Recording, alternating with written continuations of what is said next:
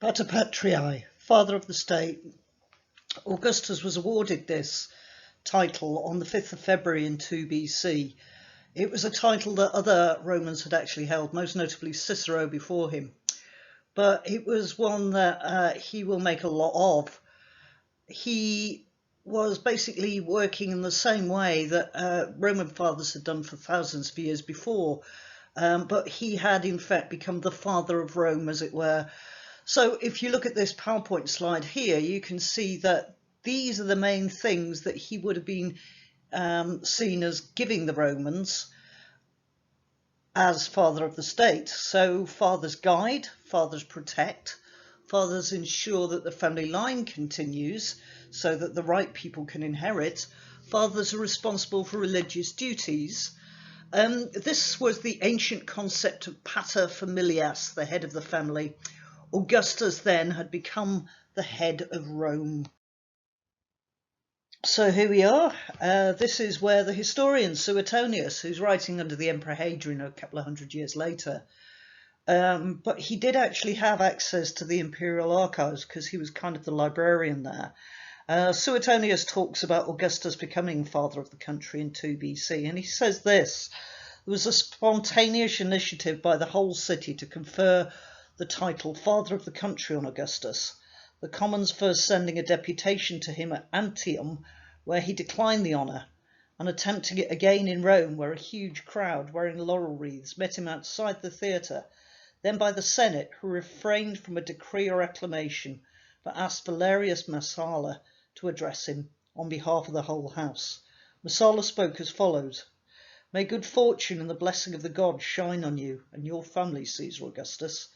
That is the same, we feel, as praying for our country's enduring happiness and the state's prosperity. The Senate are in accord with the people of Rome in saluting you as father of the country." Augustus, with tears in his eyes, replied as follows, and I can quote exactly: "Fathers of the Senate, having achieved my greatest wish, what more can I ask of the immortal gods but to retain your unanimous approval to the very end of my days?" So, as the head of Rome, he was responsible really for making sure that Rome itself continued, but that Rome's citizens also thrived, and therefore the state thrived. As a consequence, he was responsible for upholding moral standards in Rome to make sure really that the right people, Roman citizens married Roman citizens, and therefore Roman children were born.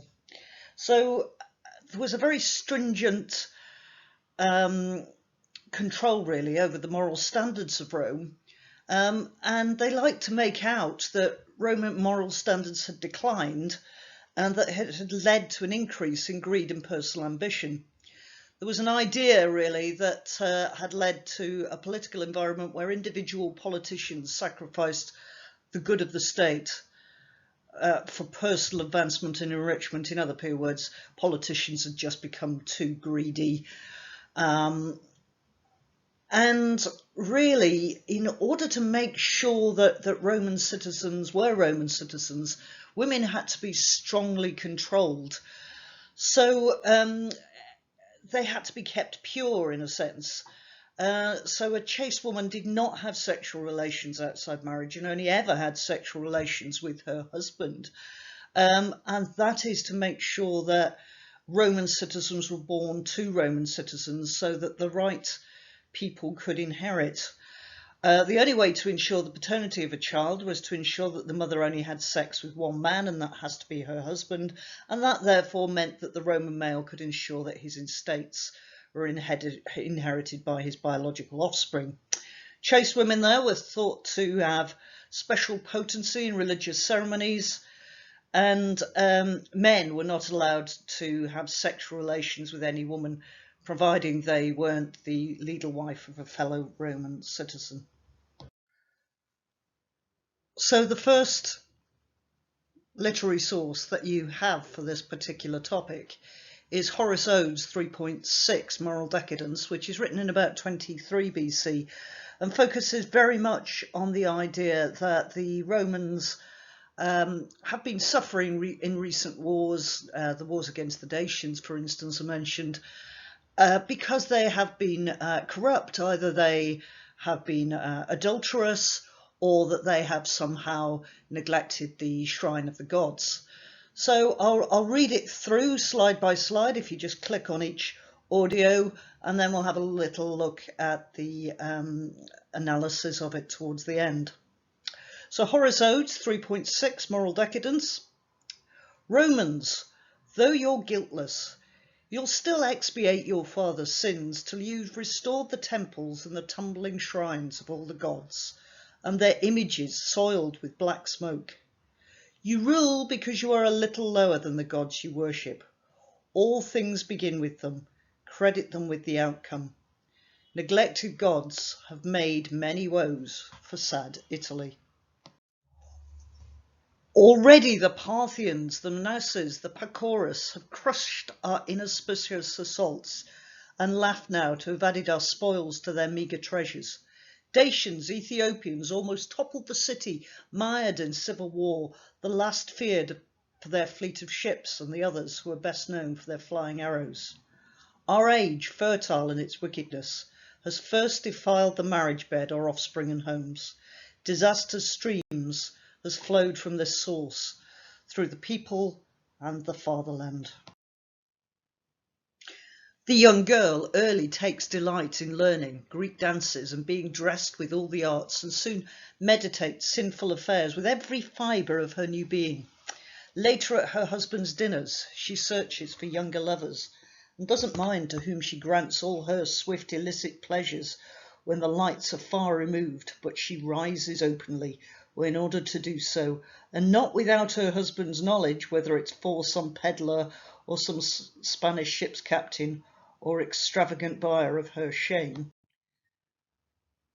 The young men who stained the Punic sea with blood, they were not born of such parentage, those who struck at Pyrrhus and struck at great Antilochus and fearful Hannibal.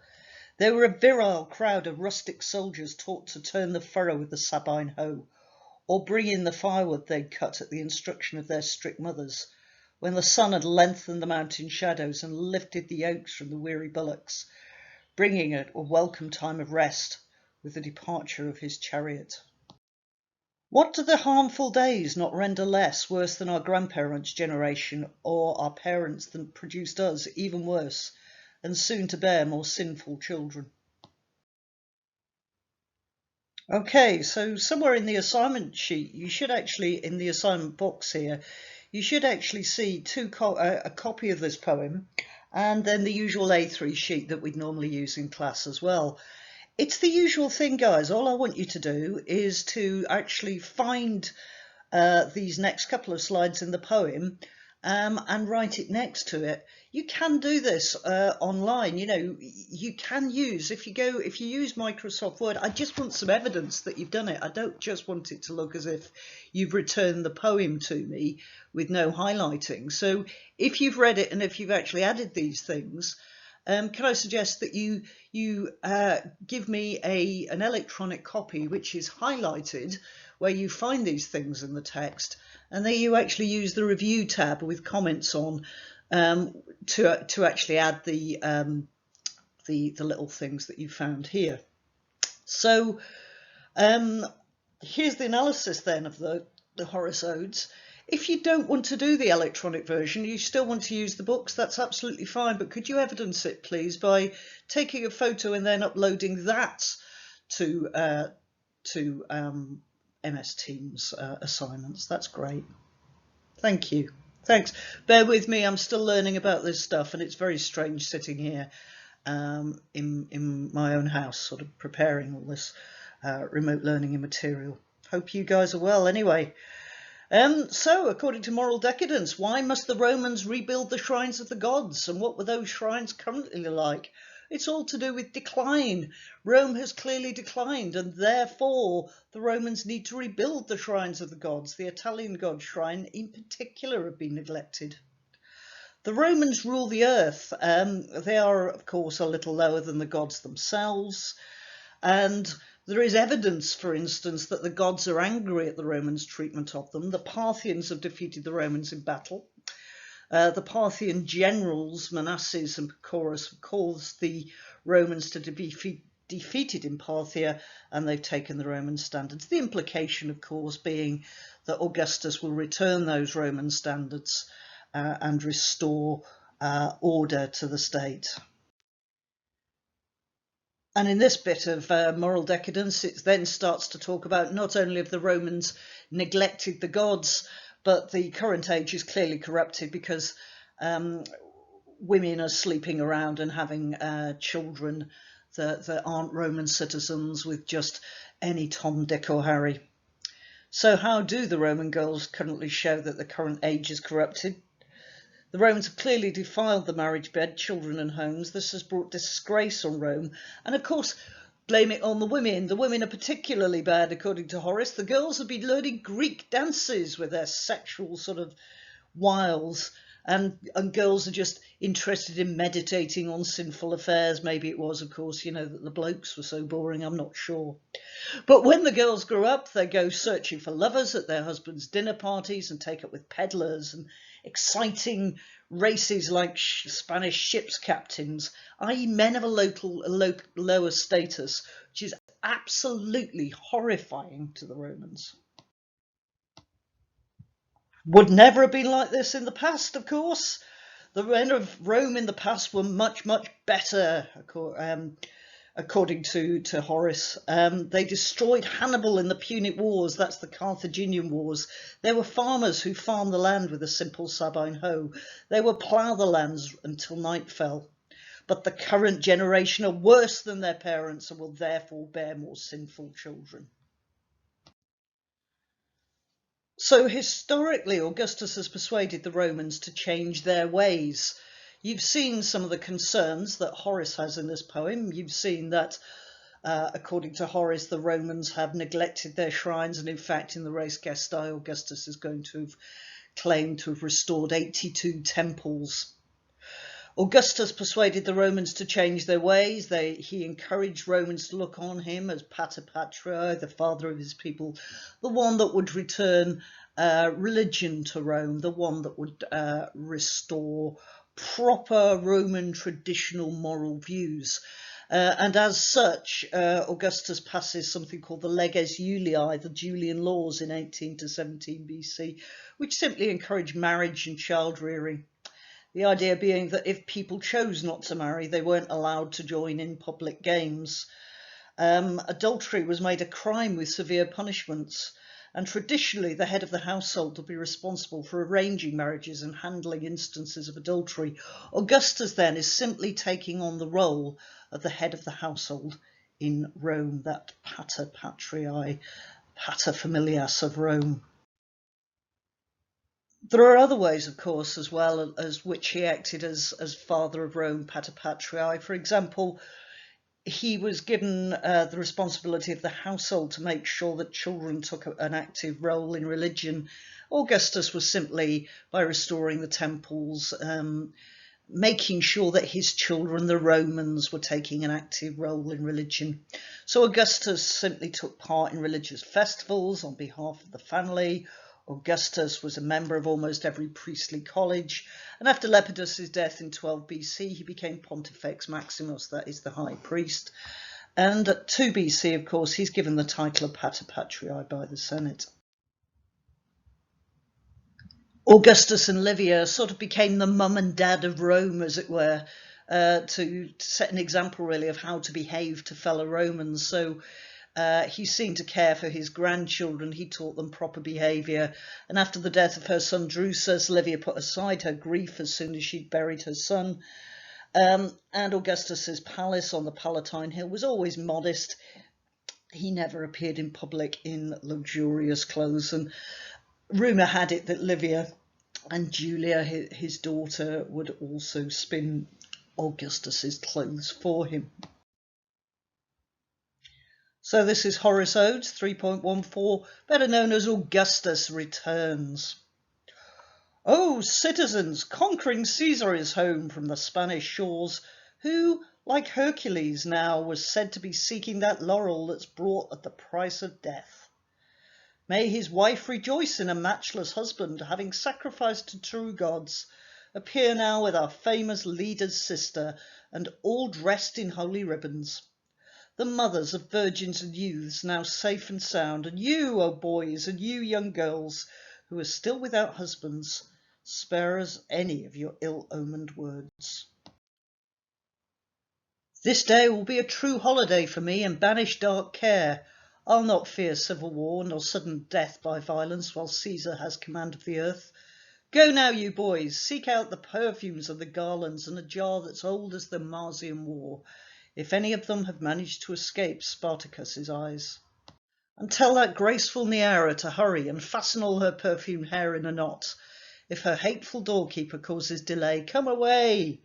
My greying hair softens the spirit eager for arguments and passionate fights.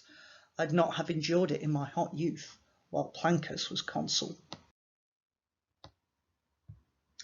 So this is the bit where you go back over the poem. You either find it in the electronic format, which you will find in the assignments folder. And of course, what you can do there is you can highlight it and you can add comments from the review tab and then upload it, please. I don't want to see people just uploading blank poems, which looks as if they have not read them. Or of course, you can do it in your paper copy, in your booklet, if you wish to. And then you can just simply write the bits next to it and then take a photo and upload that to assignments. As long as I can see that you've engaged with the poem, that's absolutely fab. So these are the bits to find in the poem we've just read. Caesar's clearly been off to Spain seeking laurels. He's compared to Hercules because Hercules is the god of the gym, not me. My gym's closed at the moment, so you can imagine I'm putting on a bit of weight here. But Augustus was Hercules because he's the god of the gym, patron of young men, and especially those in the military. Livia, his wife, and Octavia, his sister, are dressed in holy ribbons, waiting to sacrifice on Augustus's return home. So this is about 23 BC after Augustus's return home from Spain. And he is celebrating the fact that he's just returned home from Spain with a great victory. And watching this parade, this procession over which Livia and Julia are presiding. There are other people watching this, the unmarried youth, boys and girls watching the sacrifice. They are, of course, the next generation, the Roman children. Horace will no longer fear civil war or death by violence, which I always think is slightly ironic, because, of course, Octavian had fought 4 civil wars between 44 BC to 31 BC. It's just a little bit cheeky of Horace, of course, to say that Horace no longer fears civil war because, of course, he was, of course, on the opposite side against Octavian at the Battle of Philippi in 42 BC. The mood in Rome now will be festive. It's a public holiday. The boys are perfumed and they're seeking vintage wine from the time of the Marsian Wars or the time of Spartacus. The slave girl, Neaera, has her hair up. She's perfumed. Even she's allowed to go to this festival. And Horace claims in this poem that he preferred fighting in his youth. Don't forget, he once fought against Octavian and Mark Antony at the Battle of Philippi, and now in his old age, he seems to prefer being at peace. So the next couple of sections are from a historian, actually, Suetonius. He's writing really under the Emperor Hadrian, which is a couple of hundred years later, but he has actually had access to the imperial archives as the librarian before. Suetonius famously had made a mistake, he says. We're not quite sure what the mistake was. It was possibly that he was sleeping with a member of the imperial family. We're not 100% certain. So the historian Suetonius, fragment 31, says this: not wishing to deprive Lepidus of the chief priesthood of his lifetime despite his exile, Augustus waited until the triumvir's death in 13 BC to assume the office. And after doing so, Augustus gathered all of the Greek and Latin prophecies still in circulation, which were either anonymous the work of authors, divided authority, and burned more than 2,000, keeping only the Sibylline books, which he edited, and placed in 2 gilded cases under the pedestal of the statue of the Palatine Apollo in 12 BC. He also restored the calendar, reformed by Julius Caesar, and allowed through negligence to fall into confusion and disorder. Rather than renaming his own birth month of September, he renamed the month Sextilis, August, because in that month he'd won his first consulship and his most notable victories were celebrated. Augustus swelled the ranks and dignity of the priesthood and also their privileges, especially those of the Vestal Virgins. Moreover, though many families exerted all their influence to avoid their daughters' names being added to the list, when a Vestal was chosen by lot to replace one who died, Augustus would declare on oath that if any of his granddaughters had been of eligible age, he would have proposed them. Suetonius also says that Augustus revived various ancient arts which had lapsed with time, such as the augury of the goddess Safety, the office of the Flamen Dias, the festival of the Lupercalia, the secular games, and the festival of the Compitalia. At the Lupercalia, the youth who had not yet shaved off their first beard were forbidden from running, while at the secular games, which we'll come back to later, young people might only attend night performances when chaperoned. He ordained that the Lares of the crossroads should be crowned twice a year with the wreaths of spring and summer flowers, and he honoured the memory of those notable men who'd raised the Roman people from obscurity to greatness, only less than the immortal gods. He therefore restored the buildings they created in their original inscriptions and dedicated statues of them in triumphal robes in the twin colonnades of his forum, proclaiming by edict, "I have done this, that the citizens might demand of me while I live and of my successors to come, that we attain the standards set by those great men of old." He also relocated the statue of Pompey from the portico where Caesar had been murdered to the summit of the Marble Arch, facing the main entrance to Pompey's Theatre. And we're still with Suetonius 31 and 32, so just simply, again, find these in the text, either the ones that I've uploaded to Moodle, or not Moodle, I mean MS Teams, or do it in your little paper booklet as usual, and then upload that to the assignments section. I want to see highlights and I want to see those comments, guys, please, when you upload them. So in this section, you can see that Augustus is basically implementing religious reforms, just like a good old Pater Patriae would. He's waiting until the death of Lepidus to become high priest. He compiles an official list of the Sibylline oracles. He places them under the statue of Apollo in the Palatine in 12 BC. He restores the calendar of Julius Caesar, making sure the feast days were correctly observed. He names the month of Sextilis after himself, and it becomes August, because in that month he wins his first consulship. He increases the rank and dignity of the priesthood, especially the Vestal Virgins. When a Vestal died, another was chosen to replace them, and declared that if his granddaughters were eligible, he would have proposed that they became Vestal Virgins too.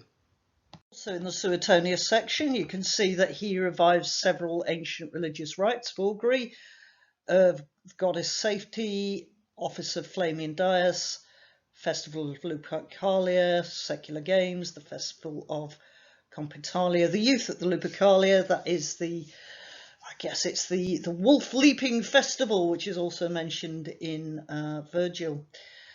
So the youth at the Lupercalia, it's obviously a festival to Mars, Romulus and Remus. So those youth who hadn't shaved their beards were not allowed to run, and at the secular games, young people attended nighttime performances. The Lares of the crossroads were to be crowned twice per year. He honoured the ancestors of the Romans, that is, notable men who'd done great deeds by restoring buildings, dedicating statues of them in triumphal robes in the Augustan Forum.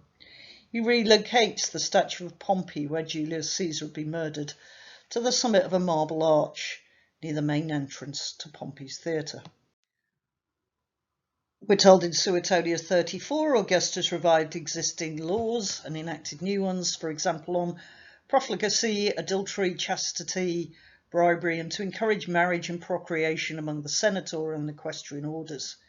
He was unable to bring the last of these, which he aroused open rebellion against its overly stringent provisions, into effect until he had removed or softened many of its clauses and extended the immunities, including the granting of a 3-year exemption to a widow or widower on the death of their spouse. When the knights still persisted in urging its repeal during a public show, he sent for his grandchildren, born to Germanicus and Agrippina, and he and Germanicus dandled the grandchildren on their knee, making it clear by his affectionate looks and gesture that they should all follow the young man's example. Finding that the spirit of the law was being flighted by those who frequently betrothed themselves to immature girls to delay the responsibilities of fatherhood, or frequently divorced and remarried to avoid the same, he shortened the legal period between betrothal and marriage and limited the number of divorces per individual. So we're told that, and again, this is simply a case of find it in the text, put a comment on it, highlight it, and then upload it, please, or highlight it in your workbook by paper and then just upload the paper version. I don't mind which, I just want to see that you've engaged with the text. So this is my analysis of Suetonius 34. Before, lucky you, we're heading to an essay. We're told his marriage laws to the equestrian and senatorial orders caused open rebellion against some of its provisions until he had to soften some of the clauses. Widowers and widows were given a 3-year time period in which they didn't have to marry. Some of the equites and senatorial class betrothed themselves to young girls, so they didn't even have to marry them straight away until they reached the age of marriage at 13. The reason he was so stringent about making sure that the senatorial class and the equestrian class actually married was so that Rome would get more children, more Roman citizens, and thus life would continue. Here's 2 quotes for you, some classicist views from a guy called Tom Stevenson, whose paper on Augustus as Pater Patriae is freely available on the internet if you want to read it. Here's 2 great quotes that you could fit into an essay if you wish. Number 1, Augustus's reconstruction of the Roman world was a deliberate policy based on 3 ideas: restoration, saeculum, and Pater Patriae, said Tom Stevenson. Or Augustus's title, Pater Patriae, was about giving life rather than taking it, as he had in the civil wars.